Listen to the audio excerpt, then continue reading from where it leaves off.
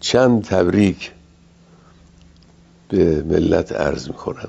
یکی تبریک پیروزی بر رژیم جعلی صهیونی است.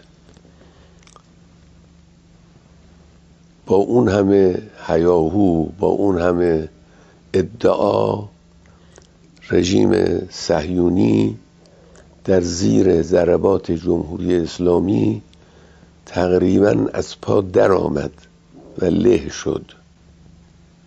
تبریک دوم مربوط به پیروزی ایران عزیزمون بر رژیم آمریکاست.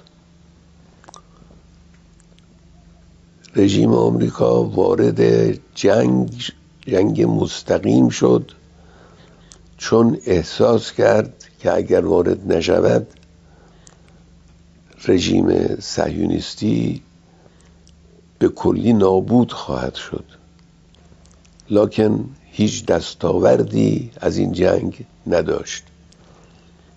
به مراکز هسته‌ای ما حمله کردند که البته این در خور پیگیری جزایی در دادگاه‌های بین المللی است به طور مستقل، اما نتوانستن کار مهمی انجام بدن.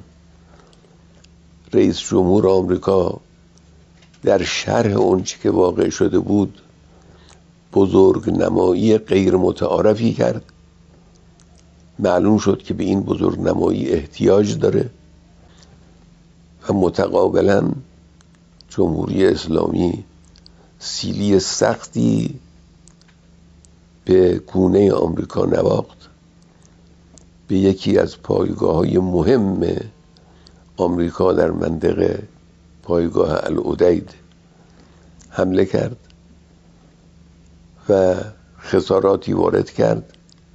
همون کسانی که در اون قضیه بزرگ نمایی کرده بودن در این قضیه سعی کردن کوچک نمایی کنن، بگن هیچ اتفاقی نیفتاده، در حالی که اتفاق بزرگی افتاده بود.